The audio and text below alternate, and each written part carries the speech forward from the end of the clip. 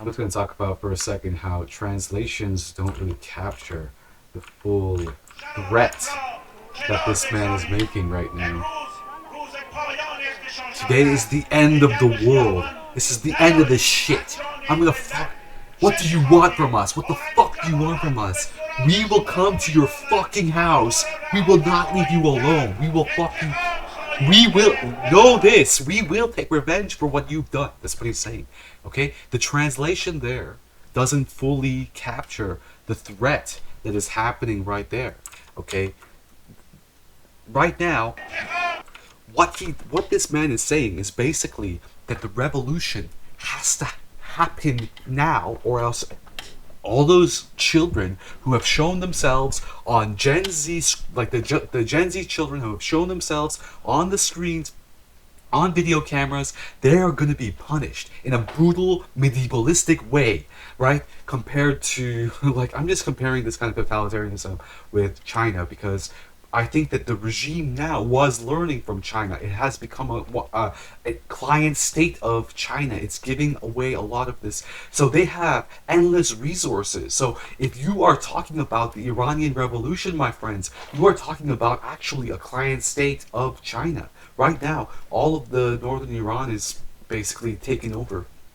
And this is not even like a good 40%. I mean, how do these dictators stay in power? They stay in power using exploiting the internal resources and making deals with external powers, right? So if you're talking about this dictatorship, this is the same regime that's helping with Russia and Ukraine. So if you're talking about the Iranian Revolution, if you care a lot about Ukraine and you're not talking about the Iranian Revolution, excuse me, this is like intersectionality almost for NATO, right? I don't know. You have to take a side. And people say, what's wrong with, why should you be on NATO's side? Well, my friends, would you rather be on the side of a world that has like a living constitution, a constitution that cannot be changed, regardless, right? George Bush has the possibility of being prosecuted. I mean, in the future, hopefully there will be some form of prosecution for all of these people that have gone against,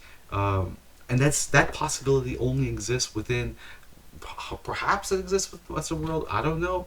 It's more likely within the Western world than ever Russia being prosecuted or well, that's the only kingpin. There's a lot of things that the West has basically morally sold itself out for the last 40 years. But right now we're in a situation where we have to choose between our imperialism, right? I mean, we don't want to be on the Russian side. The Russians have invaded Iran. How many times have the Russians invaded Iran, right? This is the same kind of global interstruggle of the Westphalian state. It's the same issue. The same issue is that there's a, what is it? The Greek philosophers, the Greek historians, Thucydides would talk about this kind of issue, these kinds of in their time, and that's the same kind of like global now, but now it's like a much different issue because compared to the ancients, we don't pay much attention to the nomads, the various types of people that live within these different regimes, right? So these nomadic peoples for the last so many years have been kind of neglected in our British time of European time of Westphalian states, and we only listen to Westphalian states rather than the kinship cultures that exist outside any type of neoliberal state culture. Now, this is colonialism. This is all a result of colonialism. These people who've taken over the state, this revolutionary guard, they are right now putting under the sword all of our children, all of our Iranian children, and there needs to be a revolution now, or there's going to be, as he said himself, great vengeance. Okay, and this is not a this is not a joke, and they will slowly they'll take back if there isn't a it's a scary situation because Iran resides within two war zones, right? Afghanistan is this terrible country, And then Syria, another terrible situation. I mean, the reason why this regime is able to, it's just its brutality. It's brutality that is able to maintain itself in this world of between these worlds. And if only there's the only thing that can happen here is if the army, the Iranian army, the basically the soldiers, the actual soldiers, start to take back and have a revolution within the Iranian army to kind of secularize the army, at least, just like Egypt. Right?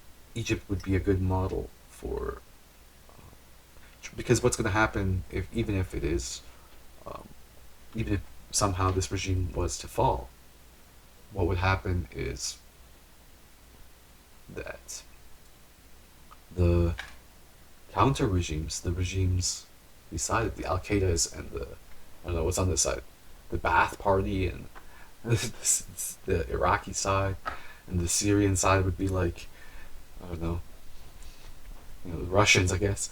All of these external forces would also, come into the vacuum, and that's what usually happens with regards to interstate politics. It's a difficult situation in this protracted civil war that we live in. And I really hope that there can be a revolution, because all of these children are going to die now. All of them are going to die somehow. They're going to be under attack if the head is not taken up. So basically, right now we have to basically snip the various snake. That's all the snakes that are helping this regime stay in power.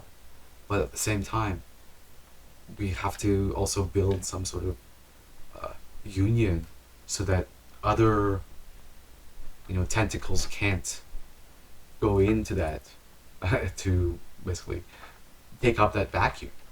So what I propose is kind of like a global diasporic constitution, an Iranian constitution, a living Iranian constitution, where anyone who is Farsi speaking, from Tajikistan to any other stan, right? All the stans of the world, because stan is a Persian word for Istan, right? If you want to participate in the new Persian constitution, a new Mughal empire, let's say even from Pakistan to Tajikistan, because Pakistan we know is a failed state. I mean, it's just like 50% of a state, right? Pakistan wants to join something, maybe create something new, a new type of world from Armenia and Azerbaijan, even include any Farsi speakers from all the Kazakhstan. So all of these people would be part of a new living Persian constitution. Of course, this kind of pan-Arabism for the Persians, like a Persian pan-Persianism, would be a threat to absolutely everyone in the world. So it wouldn't be allowed to exist. But I think that we need some sort of unifying cause, because and this is what the regime of the Shah, what it kind of did. It was undertaking the task of nation building. And how does it do that? It has schools. It has Farsi teaching schools. Only about 50% of Iran speaks Farsi. I'm not sure if that number has gone 40%, 60%, I don't know. It's probably fluctuated throughout the times. It's probably going more and more Farsi. Just like everywhere else in the world has more and more centralized language. But there's a good chunk of people that don't speak the centralized language or have a second language. And there's this difference between a dialect and a language is under debate as well. So that is a disunifying aspect, right? There's a good portion of Arab Persians that might, be on Iraq's side, or there's a good proportion of Kuwaiti Persians, or there's a good portion of Bahraini Persians. There's a good portion of People in Tajikistan who have an affinity with Persia. There's a good, there's lots of people in the world that have some form of connection with the writings of the Persian language, and that, there's also even a Mongolian influence. There's a Mongolian connection there, because, there's a lot of intermixing within these different tribes, and a lot of them were nomadic as well. So that kind of rich cultural history, this kind of rich cultural mixture of surviving in the desert of constant warfare between different religions, between different tribes, different ways of being, created this immense area, this rich culture known as the land of Iran, Persia. And it's been cut off, because of this Westphalian state culture. It's been cut off from its, different portions of itself in the different parts of the world. And what I'm proposing here is kind of, again, a world constitution where, everybody who speaks the Persian language, even people who are learning it, even doesn't even have to be specific to, a certain blood connection. You can, because we're all, at the end of the day, we're all connected anyway, right? We all have an ancestral connection we all, at some point, 100,000 years ago, we were all sitting around the fire. Depending on whatever your human race was, we were all sitting around the fire. So if you speak the Farsi language, you should be part of this Persian constitution. And then, but then, of course, the different dialects and the Farsi is just like this unifying thing, perhaps. It's 50% unifier, and then this other 50% can be also different kinds of languages as well, incorporated within that constitution. If that's Baluchi or Fars, or the Gilak, which is my language, or all these different types of languages. Because sometimes I have this like separatist notion, but I'm realizing that if there is a dialectical separatism instead of unification, what happens is a weakening of the local. What happens is a weakening of the local. So we need a powerful universal, like the Mughal Empire or the Ottoman Empire, that keeps all of the local sacred and safe without, turning everyone into one way of being, like perhaps capitalism has been doing throughout the world. And right now, what we're basically seeing is a war between kind of this like potential capitalism and this, because we saw that even the bazaars are not for what's happening as well.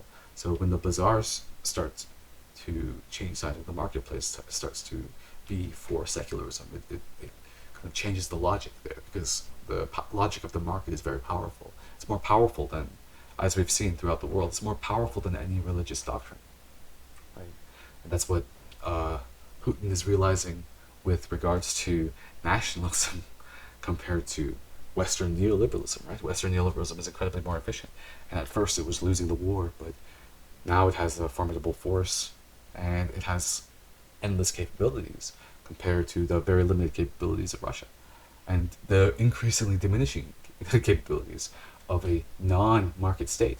Capitalism is still the logic that sustains the most powerful empires in the world, and yes, it's kind of an evil as well, because using it's just a strain on our planet. Every time we exploit the world for resources, for bullets, for all these things, it's not good for the state of the environment. So thank you for taking the time to listen to me. Most important thing I'm saying here is that the people of Iran are really under threat now with these mad people under power. And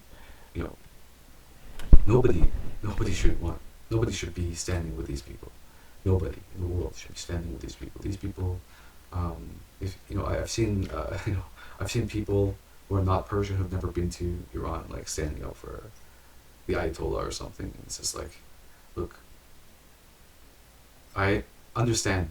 Like, even I sometimes can, try to play the devil's advocate position and say that, the reason why this structure exists is because of Western imperialism. Yeah, it kind of exists because right after the Iranian Revolution, Iraq attacked Iran, and everybody and these motherfuckers consolidated power, right? That's what happened. And what happened right after Iran got fucked over twice by the United States, by In the 1950s, the Democratic Revolution got fucked over.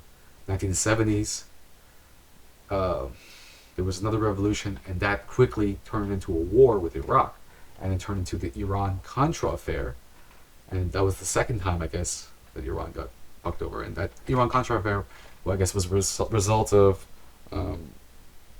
the hostage situation. Maybe, I don't know. It's a complicated fucking history. Oh god, it's just that even standing up for the regime is difficult. I mean, it's a difficult argument to make. They are brutalizers. They are. Look at he's a fucking evil person, and he's scared for his life right now, and he needs to be, put to sleep. This regime needs to be put to sleep. That's it. Look at them. He just threatened your children. He threatened your children, Iranian people. This man, he did. Look at them. Look at him. چیکار می‌خواید بکنید مردم ایران که می‌خواین یه کاری بکنید درباره این رژیم؟ الان این مرد چی گفت؟ گوش بده. The Persian language is a really beautiful language because it really captures the threat that, in the English it's just not as scary. Alright, so thank you for taking the time. I wish you the best.